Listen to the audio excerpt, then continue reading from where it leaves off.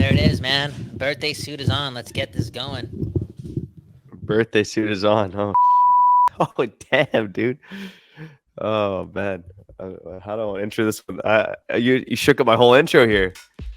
Holy. Okay, 1, 2, 3. All right, Kyle. This one's for the little guys like you and me, buddy. Shout out to all the people listening who are under 5'9", because there's one guy under 5'9" that we're going to talk about today. That's Connor Garland. He deserves a lot better, and we're going to tell you why next. It's Begsy, and it's Bowen, and you're listening to Locked On Canucks. You're Locked On Canucks, your daily podcast on the Vancouver Canucks. Part of the Locked On Podcast Network, your team every day.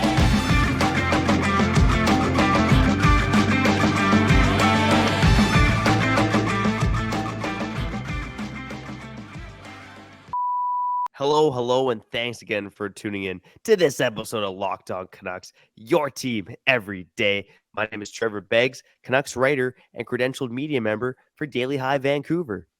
Download the Gametime app, create an account, and use code LOCKEDONNHL for $20 off your first purchase. Before we get into the meat of today's show, we just want to tell you, go make sure you subscribe or follow us. You can do so for free on YouTube or wherever you listen to podcasts. It'll help out the show, help put bacon on the table for my family, help Kyle's birthday fund. Speaking of that guy, Kyle Bowen, how you doing today, buddy? Hey, man, it's my birthday. You know what I'm saying? Woo! You know what I'm saying? Okay, it's really not my birthday, but because we're filming this the day before. But today, when this episode is coming out, it is my birthday. I'm going to be spending the afternoon and the morning with the pops. Okay? For real. Getting older, there's only a couple things that really matter in life, and the parents are definitely at the top of that list. Begsy, Bowen, Locked On Canucks. Enough about me, okay? Enough about me. Going into the episode, I thought I was going to, gas myself up a bit. I got a couple of things coming out, promote myself on my birthday, right? Give the people my gift. But you know what? It's not about me, man. It's about the people. I'd say we get to the comments at the end of the show, but again, we're doing this in the past, so there's no comments to really get to. But I do want to talk about the fans at the end of the show. So we'll save that for last. Kyle Bowen, Trevor Beggs, Locked On Canucks, Connor Garland. He has the ability or the narrative that could be printed down the road, right? As one of those players the Canucks regret trading in all this mess to relieve cap space, which I've seen it been talked about over the past couple of days from some people in Canucks media and Canucks storytelling. This all being said, I think we got to pump the brakes too, okay? He was also part of a trade that's already been one of the worst in Canucks history, Truth too. It's a very polarizing player here, Connor Garland. Yeah. And before we get into the meat of Connor Garland, he's the player of topic today on our player reviews. We're also going to dive into another little guy, Sheldon Dries, later on in the show. How after this guy play 60-plus games for the Canucks this season? Dude, on my birthday, we're going to talk about Sheldon Dries too. We're not going to dedicate the second segment to how it feels to be 30 years old, or on Ryan Miller or something, one of the greatest number 30s in Vancouver Canucks history. Yeah, well, I'll tell you what. I'll tell you what. You're missing the boat here, buddy. Sheldon Dries. I'll tell you what. We'll do 90 seconds of Sheldon Dries talk, and then we can do whatever you want later in the segment. How about cool. that? Perfect. All right, sounds good. And when we end off the show, again, I don't know about comments, but I do want to shout out a Cam Neely, former Canuck of the week. But first and foremost, Connor Garland. So one of the things that surprised me most about Connor Garland this season is that, pretty much since he cemented himself as an NHLer, he's been playing like top 6 first-line minutes, averaging 17, 18 minutes per game. When he was with Rick Tocchet originally in Arizona, he was one of their highest forwards in terms of ice time. So I was surprised when Rick Tocchet came to Vancouver and Connor Garland starts averaging 50 minutes a night playing on a third line with Dakota Joshua and Nils Amon. It surprised me. And I asked Connor Garland about this at the end of the season, media availability. And of course, he kind of took the high road and said, he thinks he's had good opportunities with the Canucks.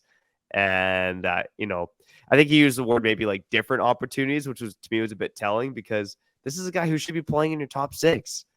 He's been almost lethal at even strength. Maybe lethal is a bit of a strong word, but he's been one of the most effective Canucks in terms of even strength scoring. But this guy just doesn't play on the power play at all.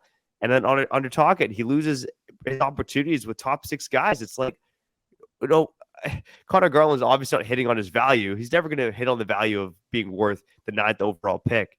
But at the end of the day, he should be getting a bigger opportunity than he's been getting with the Vancouver Canucks.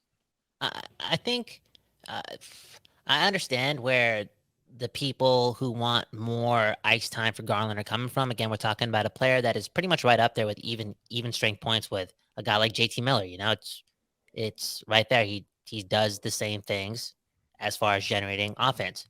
But the whole notion that, you know, he doesn't play on the power play, blah, blah, blah. Dude, it is what it is. It is what it is. The whole power play debate, like, just leave it. Put it in the past. Who cares if he's not playing on PP1 or PP1.5?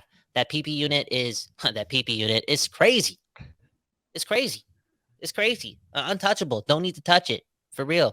It's just the way it is. It's just the way it is. I think Connor Garland, he's been good.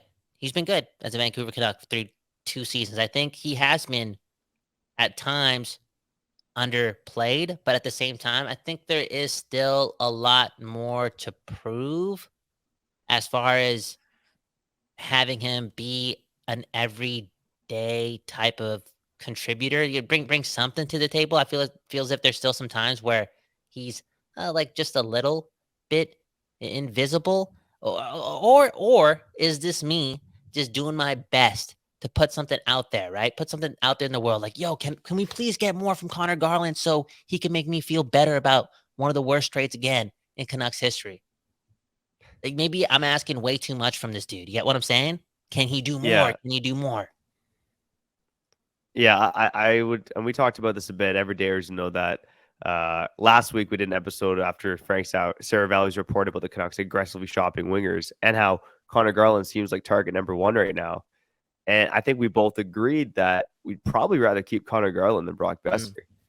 And I think we both noticed Connor Garland more. I think he has a better impact at both ends of the ice, especially when you look at last season. Brock Boeser was horrendous defensively. But again, Connor Garland should be playing with top 6 guys. Like, so I'm looking at his stats right now on natural stat trick at even strength.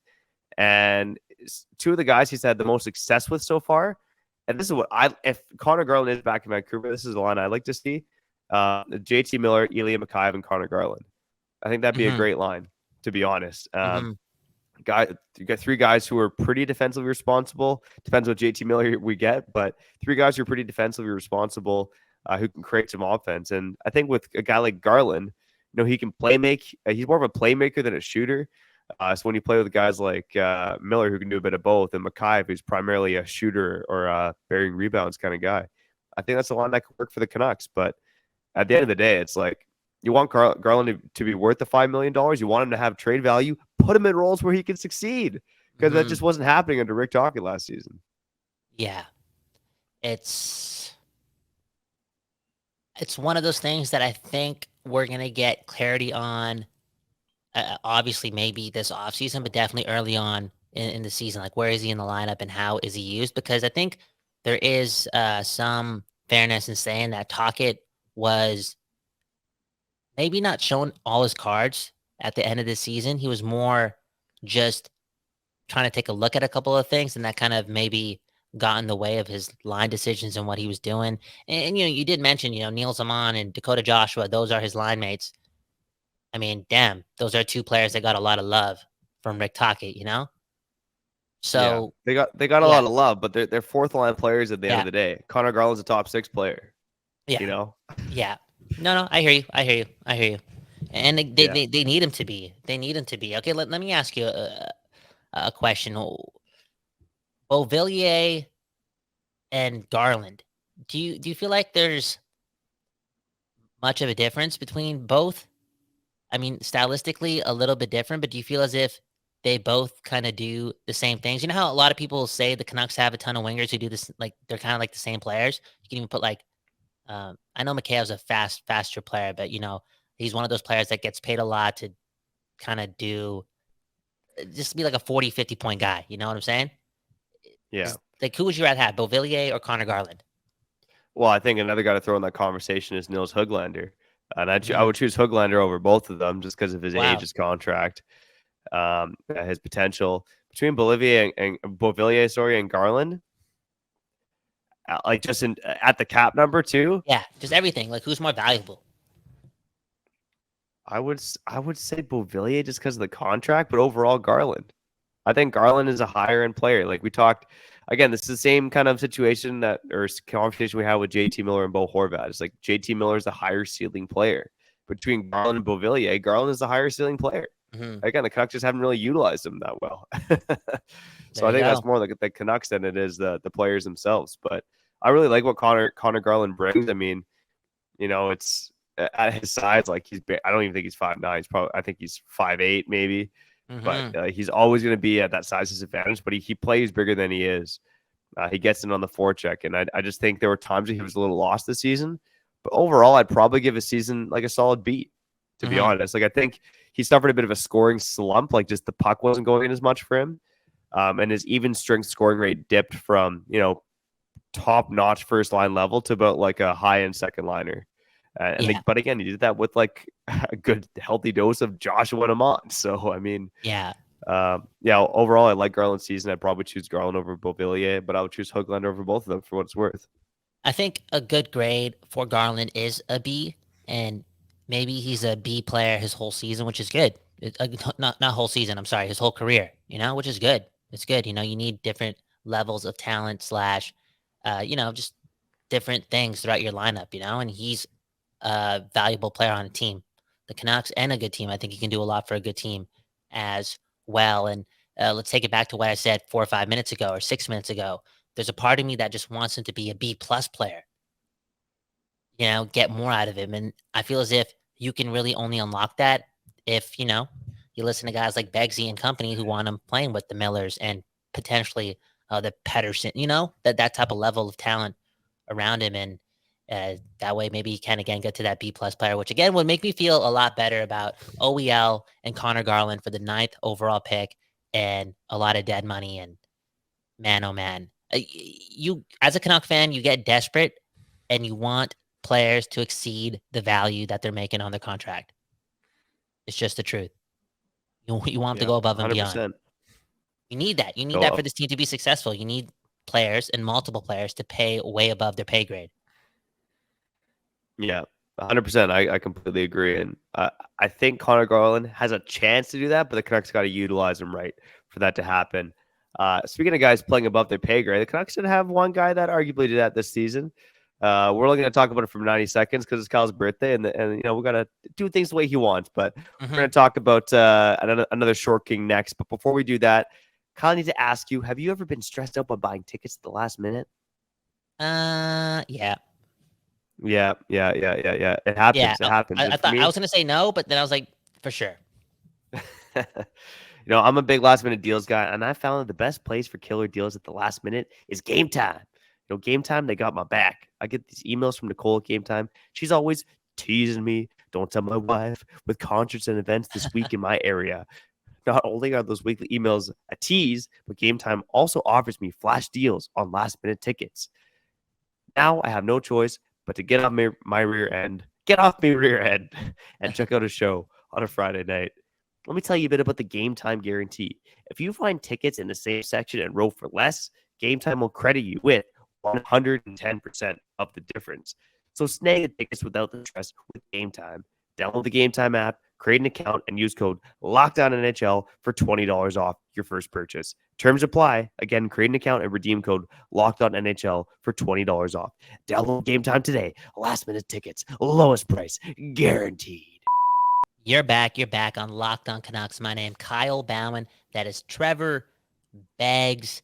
It's time to talk about a man who, should actually be pretty inspiring for guys like you and I.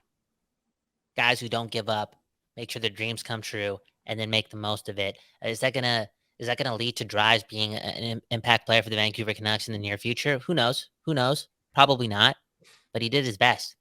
Talk about it, Beggsy. I'm curious to see where he lands with the Canucks / in the league next season. Yeah, so I want to preface by saying that Sheldon Dries played 59 career NHL games entering this season. And then he ended up playing 63 games for the Canucks in 2022-23. Holy. Like, aside from Andrei Kuzmenko, coming from straight from the KHL to being like almost a 40 goal scorer for the Canucks. Like this to me might have been the biggest surprise. Like minor leaguer Sheldon Dries playing 63 games for the Vancouver Canucks. It does feel like a little Michael Chaput-esque. But shout out to Dries. He was better than Michael Chaput. That might be, I guess that's saying something, but Sheldon Dries, like he scored over 10 goals for the Canucks. He got in a few fights. Like I remember he was the first guy to drop the gloves with Rick talking behind the bench. I think it was that game against Chicago. He ended up dropping the gloves.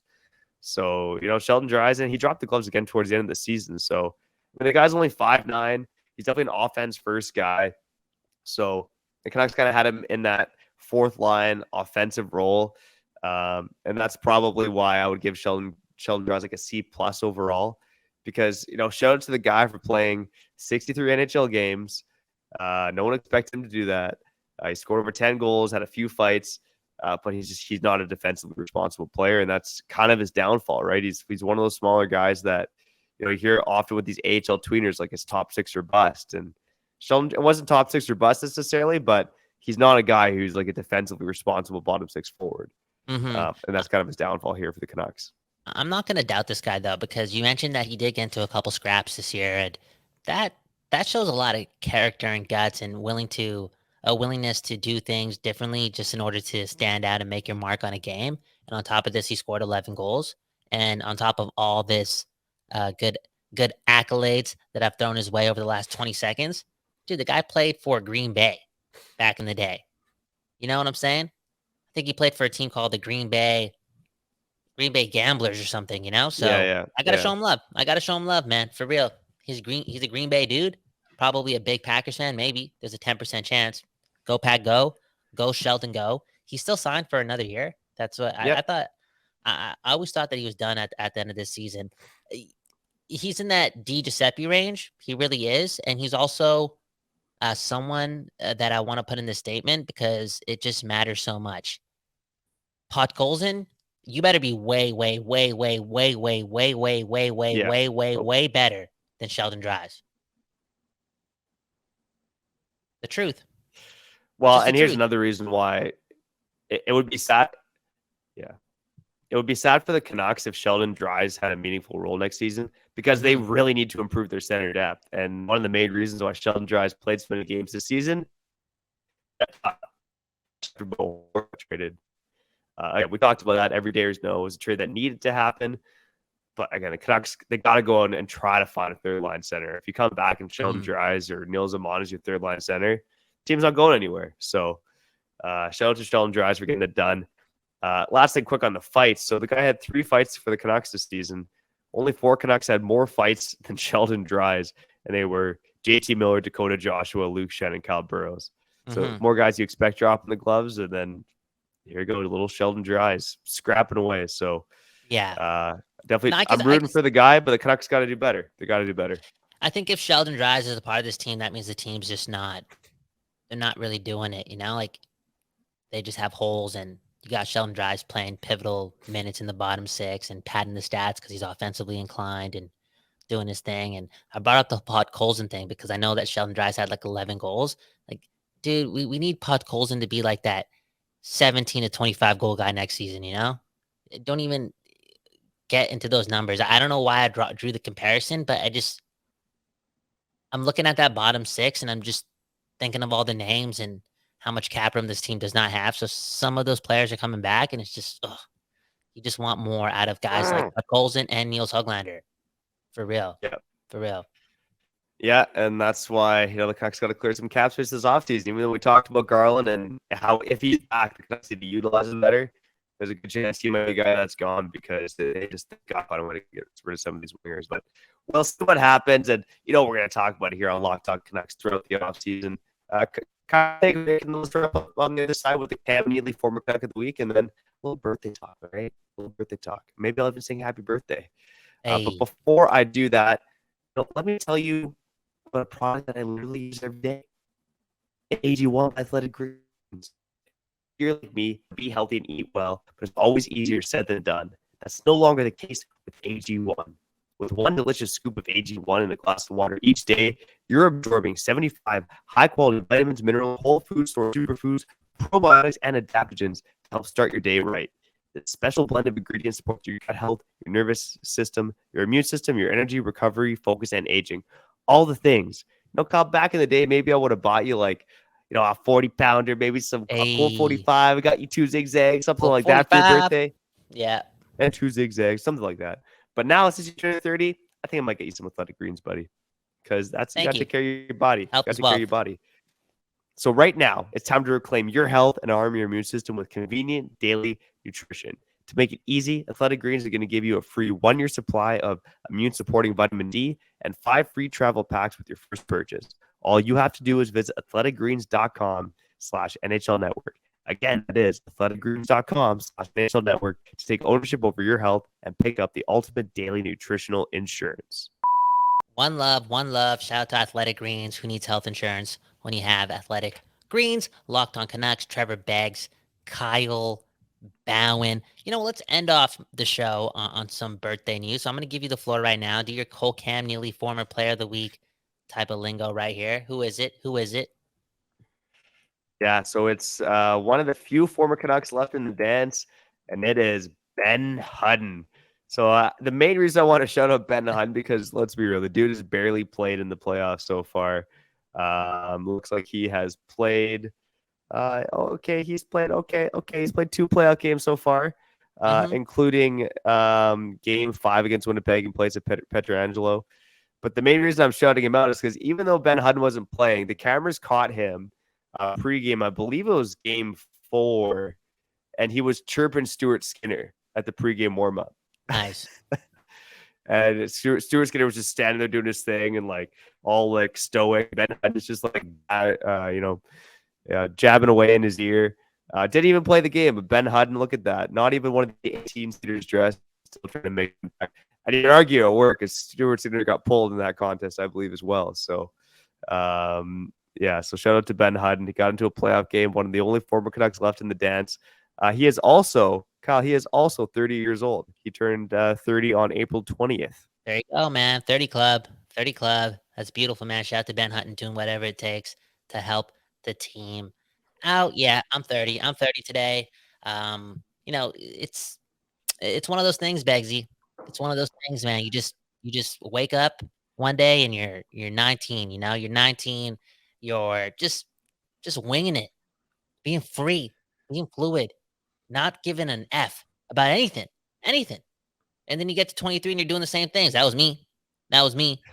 And then I had an epiphany and I was like, damn, it's time to try in life. I was 24 years old. I'm like, yo, it's time to actually try something. A few months later, open up a studio, and now I'm just hustling, just trying to make things happen, doing my thing, blah, blah, blah, blah, blah. Now I'm 30. And I think what I want to do from this point on is give it my all every single day. For real, that's what's hitting me. Give it my all. And I'm saying this because yesterday we uploaded an episode and I just wasn't having it. Wasn't feeling it. And I want to hold myself accountable. And we talked about this yesterday. In our 30s, you and I turned 30 at the same time. We got a lot of things to do. Let's hold each other accountable, man. Beggsy, you're soft. You're soft, okay? You're soft, bro. I'm soft too. I'm a pillow. I'm good toilet paper soft, okay? Let's step it up. Accountability. Let's do it, man. That's how I want my 30s to feel like, and I also want more partying too. For real. Look at these. Yeah.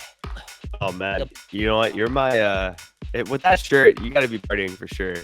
You got to be partying in that shirt. Look at the shoulders, man. Sorry, audio listeners, but I want to be accountable and I want to be groovy in my 30s. Yeah.